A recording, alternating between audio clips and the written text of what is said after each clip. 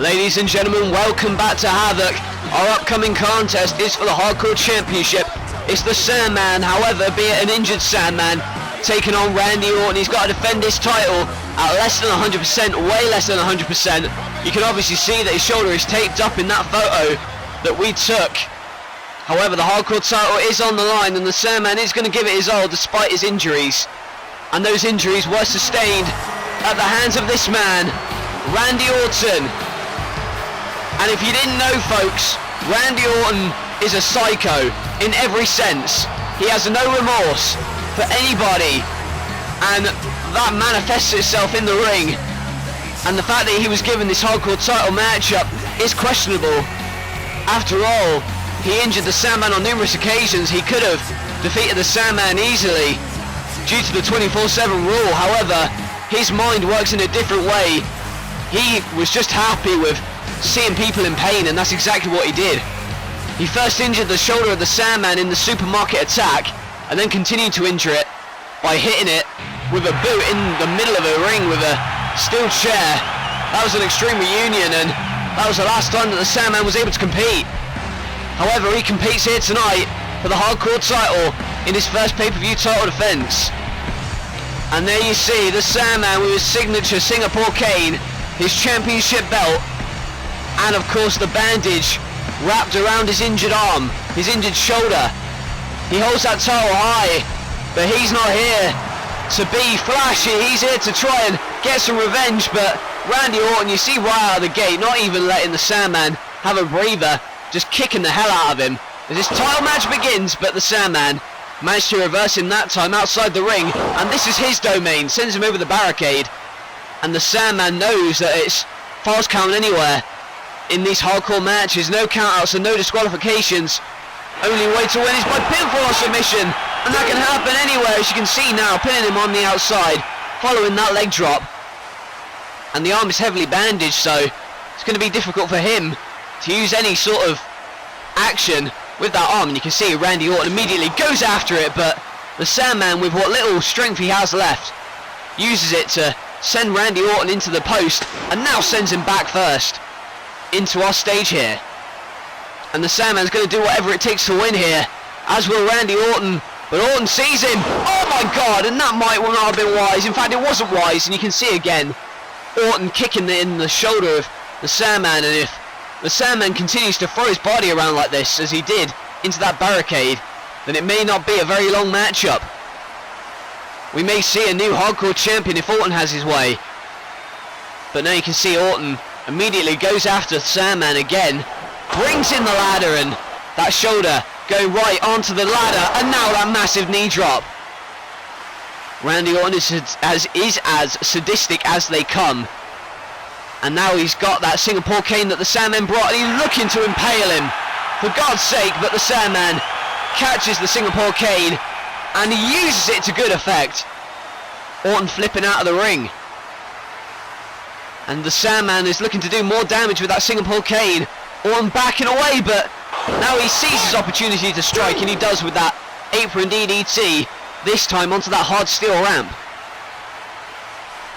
And what's going through Orton's mind? It's hard to tell. Only he knows, and it's not good things, I can tell you that much. Still, he brings the table into play, and now he is stretching that injured shoulder across the ring post. And finally, let's go. And if he has his way, he's looking to dislocate it completely off the bone. He tried to do that when he injured him originally, but the RKO, and the Sandman managed to move out of the way of it. And now the elbow. And oh, that clothesline again. And again, another high impact move to the shoulder of the Sandman. He is very methodical in his ways, is Randy Orton, but the Sandman is a pretty decent brawler, if I may say so. And Randy Orton looks to go for something here, but that Singapore cane, and Orton was too happy and too content, and he just got caned into that table. He goes right through the wood, and this may be the opportunity the Sandman needs, but somehow Randy Orton kicks out. And the Sandman, that may have been the opportunity that he needed. You can see him wincing. His arm is in tatters at the moment. He's not even using it. But if the Sandman, what in the hell is he doing here? This might not be wise, but what is he planning to do to Randy from up top? And oh my god! Oh my god, the RKO off the ladder! 1, 2, 3! And Randy Orton has won! Well, the Sandman needed to do something, and he was looking to throw Randy Orton off the top of that ladder, but Orton knew what he had to do, and he just demonstrated that right here. He cradles the championship that he's just won, and this is a dark, dark day for us. Randy Orton winning his first championship in NLW. He kisses it. The Viper struck here tonight well. It looks as if the Sandman was going to pull off an upset when he went through that table, but then Randy Orton sensed he was playing past him atop that ladder, and then the RKO from the top of that ladder to the canvas, and that shoulder, if it wasn't broken before this matchup, it is now. There's no doubt about it. Randy Orton knew what he was doing there, and he is the new hardcore champion. And oh no! Oh, for God's sake, this matchup is over. And Orton with that championship belt to the door, my lord, the punt kick. And Randy Orton, this psychotic son of a bitch, has gone too far yet again. First of all, hitting that heavy title belt across the injured shoulder of the Sandman, and then punting him in the head. This is disgusting.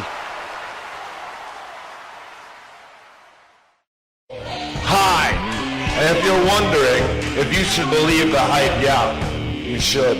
I'm every bit as good as they say I am. Everything you've heard is true and more. I'm 1 in a million. Best in the world is just a gimmick. I'm better than the best. I actually am as good as everybody else pretends to be. It's scary. I'm Dean Ambrose. Hi.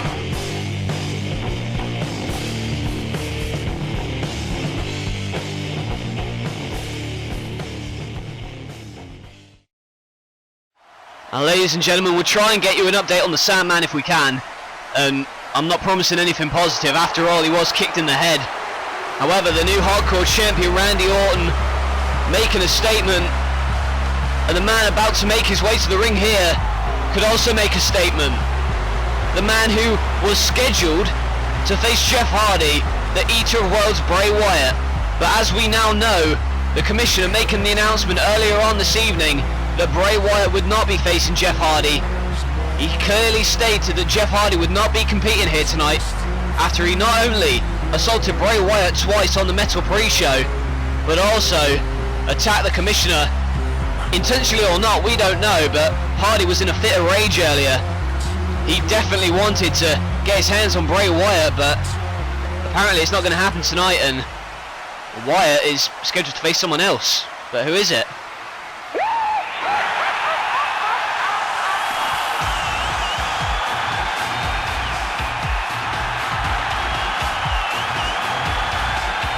Wait a minute. Well, Wyatt is. Look of shock on Wyatt's face. And I think I recognise that umbrella. Well, if Hardy couldn't compete, then Willow wasn't going to miss this opportunity. And I saw that Jeff Hardy was escorted out of the building, but I'm not sure how he. Well, apparently he hasn't made his way back in, but Willow has. And this is unbelievable. And look at the anger on Wyatt's face. He thought he wasn't facing Jeff Hardy. Well, he's right. He's not facing Jeff Hardy. He's facing Willow. And this is the first time we've seen Willow here in NLW. And I am as shocked as anyone else. I didn't expect to see this. But Willow is the replacement opponent for Bray Wyatt. And Wyatt wasn't prepared for Willow. He was prepared for Jeff Hardy, but Willow maybe more athletic and more death-defying than Jeff Hardy is. Willow just does not care. He is a vicious man, a mysterious man, and right now he's working on Bray Wyatt, running along the barricade. And my God, this Willow, he represents anger. He represents a darker side, a demonic side of someone's personality, and there you can see the crossbody from the top rope, and I'm sure the commissioner probably isn't watching this at the moment, otherwise he'd be out here to try and stop this. After all, he did say that Jeff Hardy wasn't allowed back in, but now Wyatt taking his frustration out. Well, let me clarify, that's not Jeff Hardy, in case you're wondering. That's Willow. And now Willow, sent into the apron there, and now Wyatt with the knee. And all of this talk of ending careers has made Wyatt a bloodthirsty individual. He tried to end the career of Raven several weeks ago, and now you can see he wants to do the same to, well, Hardy or Wyatt, whoever he's in the ring with. He wants to damage, he wants to inflict pain upon them, and that's exactly what's happening to Willow right now. Willow just got whipped into the ring ropes there. And now you can see that he's struggling at the moment, but now going to try and go for some sort of hip lock, but catches him away. And now Willow trying to use the speed to his advantage. And now trying to build some offense here in this contest against Wyatt. Wyatt wasn't prepared for this, but he seems to have been doing well for the moment, but not right there. That boot right back into the jaw. And now Willow on the top rope, but leaves Frogs over, but Wyatt is there. He moves out of the way and clotheslines him to the mat. And now look at this, dropping all of his weight with that senton, and Wyatt couldn't get the free that time. And Bray, look at him, look into the eyes of this man, if you can call him a man. He's back flipping crazy, oh my god. And so is the man who's in the ring with him right now. And now Willow, oh my god. Well, whatever the hell their names are, he just got side slammed, and now Wyatt, the frustration beginning to show. And you can see this creepy demeanour, that creepy smile that comes across his face. And Wyatt now, he wants to put it away already, wants to go for that Sister Abigail here and end it, but Willow manages to roll through, and here's the cover, but Wyatt still kicks out. And now the double foot stomp in the corner, and Wyatt certainly wasn't prepared for that move. And Willow has got to find some way back into this matchup. And right now, oh, you can see Wyatt sending him out to the outside on that apron here, but now Wyatt catches him out and now sends him, face planting him on the apron. That is the hardest part of the ring, folks, and there is no give whatsoever. And Wyatt's face just got mangled under that mask. And he wants to go for some high-risk offense, and I don't think this is wise, and, well, I was correct. Because Willow now, he's going after Wyatt, and now the Hurricane Rana from the top rope. Here's the cover, but Wyatt still kicks out. And Willow is trying everything in his arsenal to get back into this matchup. But Wyatt, every time, he cuts off the offense, and that's what he's good at. Again, you see that right there, but now Wyatt sent into the turnbuckle, and here's another cover by Willow, but a kick out by Wyatt again. And Wyatt is really made a statement here in NLW. He wants to continue doing that tonight. Oh my god. Oh my god. And there you see again, it's that spider walk. This is a different kind of breed here. And look at him, choking him out, but now Willow with a twist of fate. More like a twist of hate. Wyatt goes out of the ring, because it could have been pinned right there and it would have been over.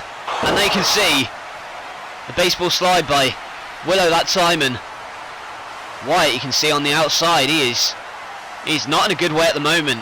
He's had his flurry of offense, but what the hell is Willow doing? Oh my lord! He didn't even look where he was going! And to dive like that, back first, you have to be one insane individual, and Willow is clearly, I didn't think it was possible, but Willow's taking more risks than Jeff Hardy does. And that back dive from the second rope to the floor, and look at this.